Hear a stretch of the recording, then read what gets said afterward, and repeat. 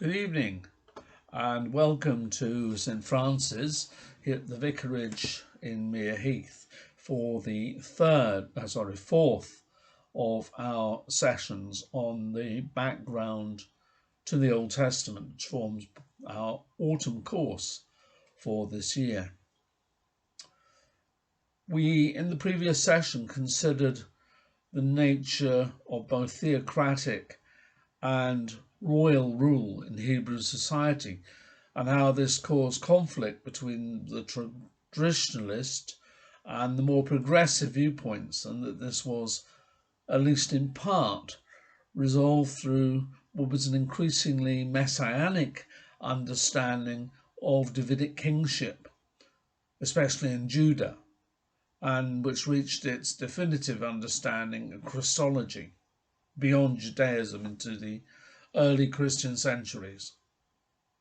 In this session, we're going to step back from the wider picture to consider the most fundamental building block of the people, the family. We'll consider what the family was and how it was constituted, the development of the clan and tribal system, the role of the concept of the Goel in the preservation of the family, and finally, the impact of the increasing urbanization of society on the nature and understanding of the family. So I hope that gives you a picture of what we hope to do tonight. In contemporary society in this country, great emphasis is placed on the individual as being the fundamental unit of any human society. For good and ill, we have stressed the importance of the individual's right to happiness and fulfillment.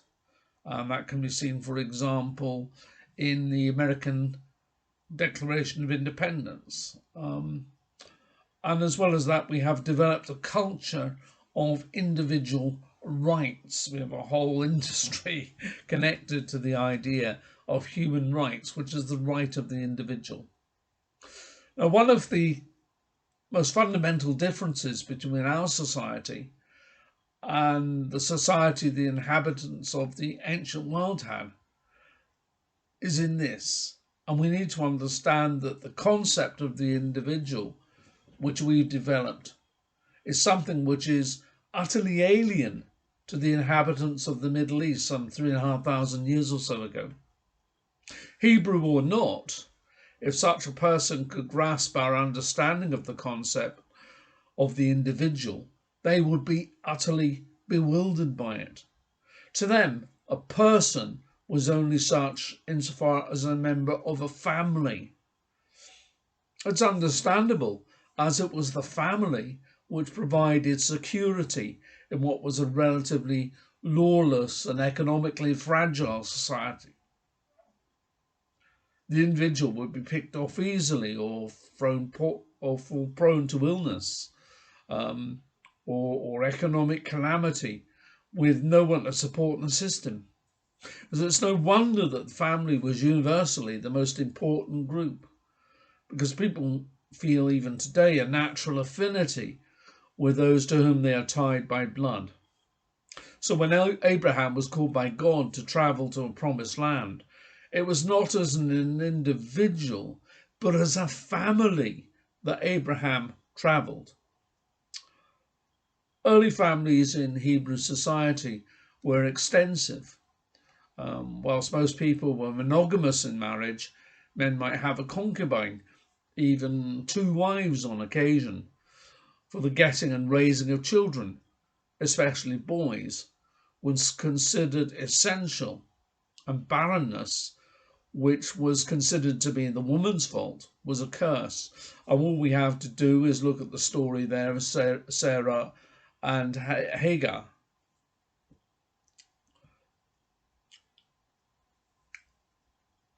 Now, families were structured along patriarchal lines, that is, the rule of the family was taken over by the man.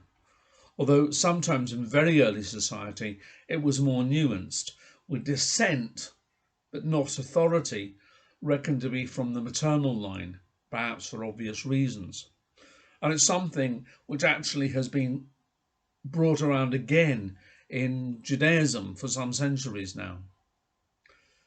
At this stage, the family lived as a unit together, perhaps in a clearly defined encampment, even if not in one tent or dwelling. The family generally consisted of a man, his wife and children, their wives and children. Concubines and even slaves would be included in the family. A strong bond would exist within the family.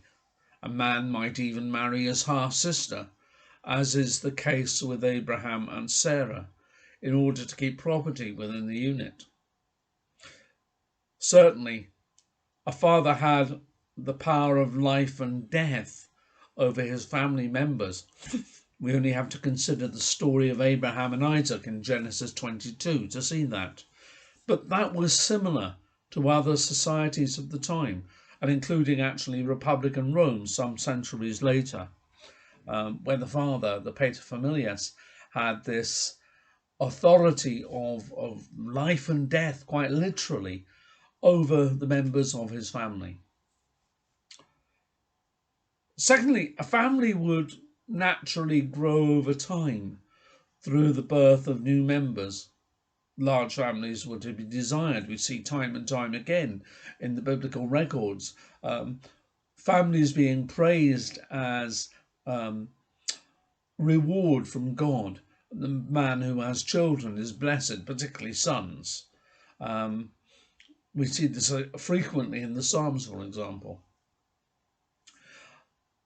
In part, large families were desired because infant mortality rate was over 50%, and children were fundamentally necessary.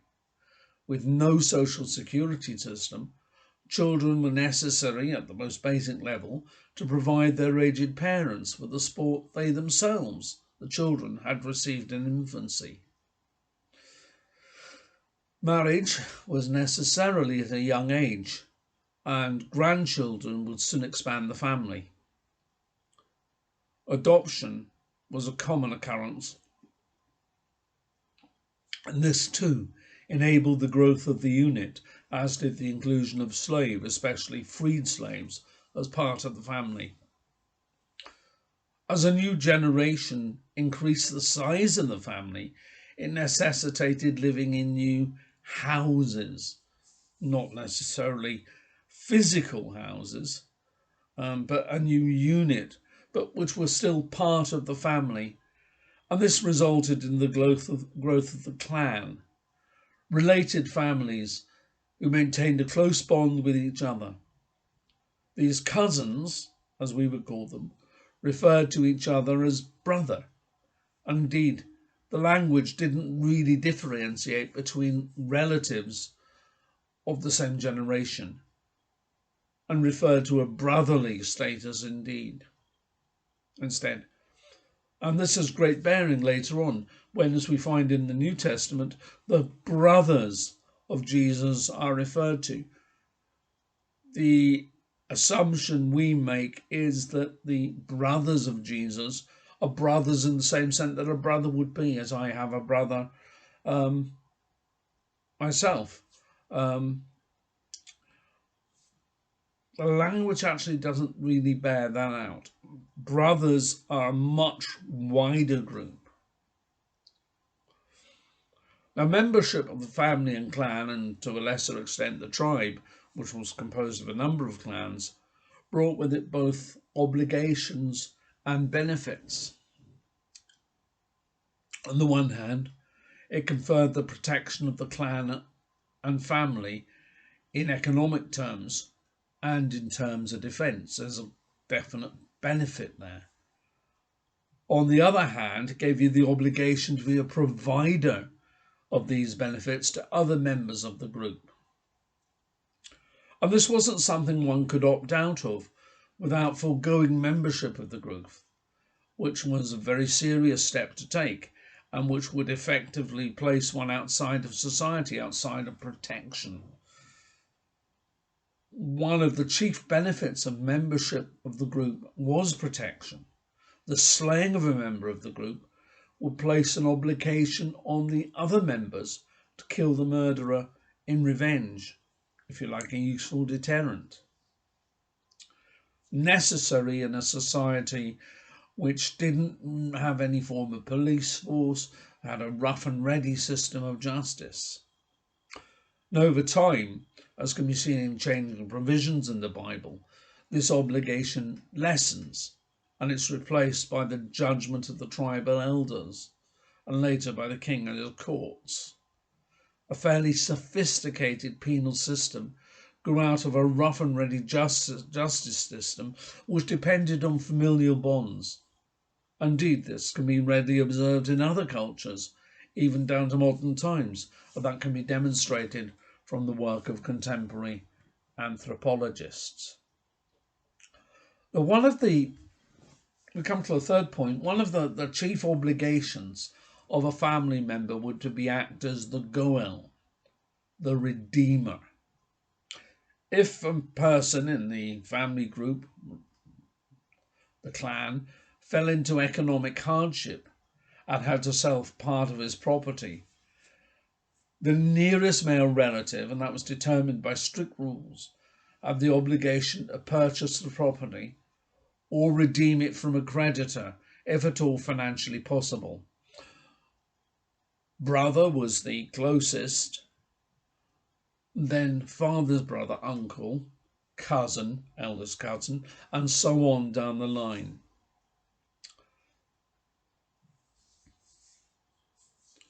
And if that wasn't possible, the obligation would pass to the next in line, and so on.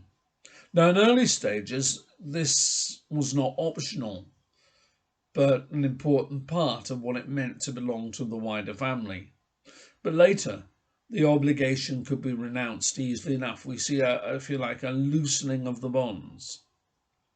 Now, we can see the work of the Goel in action very well, as it's central to the plot of the Book of Ruth, although it's somewhat complicated by the concept of Levirate marriage, and we don't actually have time to revisit here, but which was covered in some depth in our course on that book. The purpose of the work of the Goel was clear. It existed to keep property within the family or clan. As it became less frequently used over time, what happened was it brought about the enrichment of a few and the impoverishment of many. The Goel actually functioned in a way as a protection against rampant greed, acquisition of too much property. But if you look at the biblical record, we find that as the Goel's work lessened, fewer people had their property redeemed. It was easier for it to fall into the hands of a party beyond the family. And then you had a growth of a rich landowning class, and wage labourers, or people would sell themselves into slavery because they had lost their land, and there was not now the function of the Goel to keep it within the clan. And that became a major society problem, and it's subject to some of the most bitter denunciations of the prophets, starting with Amos, the first prophet for whom we have any writings, for whom it was clearly one of the worst sins in the eyes of God. You only have to read in the early chapters of the book of Amos, the denunciations, the heaped upon people who have acquired property for themselves and leave their fellow members of the house of Israel in utter poverty. God is going to judge them because of what they have done. But what they have done has only become possible because of the lessening of the importance of the Goel. The concept of God as Redeemer of the people, of the whole people, becomes in time one of the most important theological concepts of the Old Testament, particularly in the work of the later Isaiah, and of course it reaches its fullest flowering in the theological thought of the New Testament and the Church Fathers. Christ, indeed, is our Redeemer. And this thought, the origins of it, are to be found in this institution of the Goel that arises within her early Hebrew society, and is yet another example of how God in his providence points towards Christ as the fulfillment of the promises of the Old Testament. We find the Goel, yes, as an individual redeemer within the family, but is himself a type, a foreshadowing of Christ. Finally, society, as we know, changes over time. We know this from our own situation just as much as we do from history, even within our own culture. If you like, can you reflect for a moment on our society as it existed when you were a child? If you go back, say, 50, 60 years, how has British society changed in the intervening years? It's changed enormously. How? And what were its causes? What changed, for example, the fact that 60 years ago, women, yes, did go to work, but nevertheless were very domestically based, particularly once they got married. Why has that changed? What caused it to change to the contemporary understanding of equality, particularly in employment? It's an interesting exercise to undertake. Now, biblical societies change much more slowly. We're not really looking at 50 years, we're looking at centuries. And change slowly, yes, but change they did. Now, the principal cause of change from a semi-nomadic society to an agrarian, a farming society, was, of course, the initial conquest by Joshua and his successors of part of Canaan. As we saw in a previous episode of this course, they didn't conquer the whole of Canaan. The Philistines still kept the very fertile cultural coastal area on the plain, and the Hebrews were initially confined to the Jordan Valley and to the Judean upland.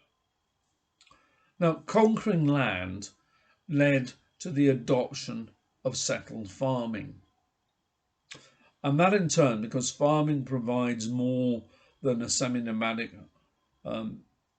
lifestyle based on flocks, it provided a surplus from the land which could be and was used to support a growth in family and clan numbers.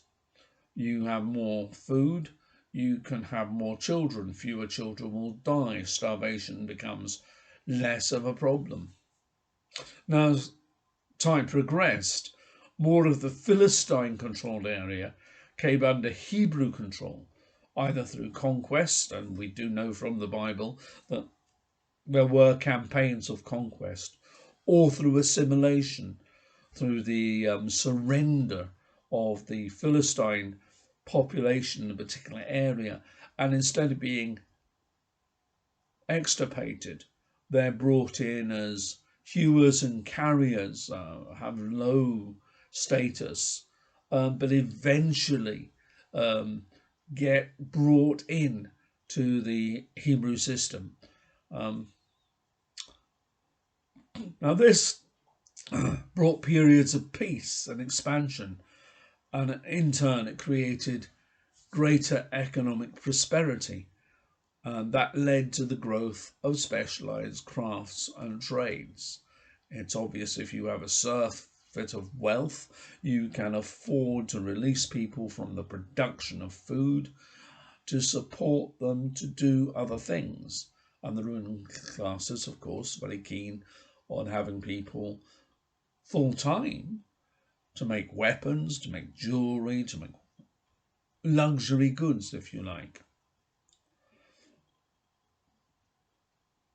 Now, we start to see whole families ceasing to work in agriculture, or at least reducing its economic importance. Perhaps they go have a part-time smallholding. And they turn to trades such as metalworking, pottery, jewellery making, stonemasoning, and so on. Now, with the growth of towns and small cities, and remember, for the most part, these cities are extremely small, we begin to see the gradual fracturing of family bonds. People move away from the land. Perhaps they're forced to, perhaps they do voluntarily, and they move into the towns. They take on crafts, they become servants, even full-time army. A small full-time army was actually kept by the kings. And this had the effect of lessening the family bonds. And it's not least because the availability of space within these towns, or lack of availability of space, led to families living together in smaller groups. Typically father, mother, and unmarried children. And as the children, particularly sons, as they married, they'd set out to establish their own house, both in the physical sense of a building and the sense of a new nuclear group.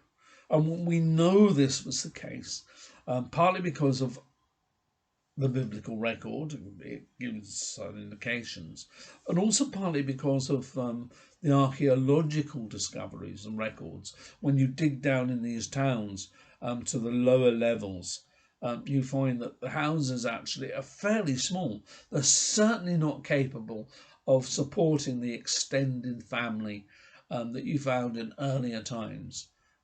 People became focused on more nuclear families, if you like. Now, this naturally, gradually, lessened family obligations, and the role of ghoul and blood vengeance naturally grew less important. Conversely, though, it gave greater prominence to the place of the nation state, united in its allegiance to God and to a lesser extent to the king, especially when in Judah he became the embodiment of the theology of Davidic kinship, the anointed of the Lord. Now finally, in this necessarily brief presentation, we have seen how early Hebrew family life led to the evolution over a long period of time to a fairly complex system. Now, we haven't had the time tonight to focus on the institution of marriage, except for some passing mentions. And that's obviously an important lacuna in our treatment, but one which merits far more time than we could obviously give it here. And who knows, it might become the subject on a wider basis of a whole future course, perhaps on marriage. So we have covered tonight a bit of the importance and development of family life in the early Hebrew society from the time, say, of the Exodus, we've mentioned back as far as Abraham, up to the real settlement of the land, the promised land. And we know from the book of Ruth, although it was written later, it's set in a time of the judges, when the land was newly settled and the Goel was still an important person. The family was very reflective of the earlier traditions, but as time went on, it becomes less important.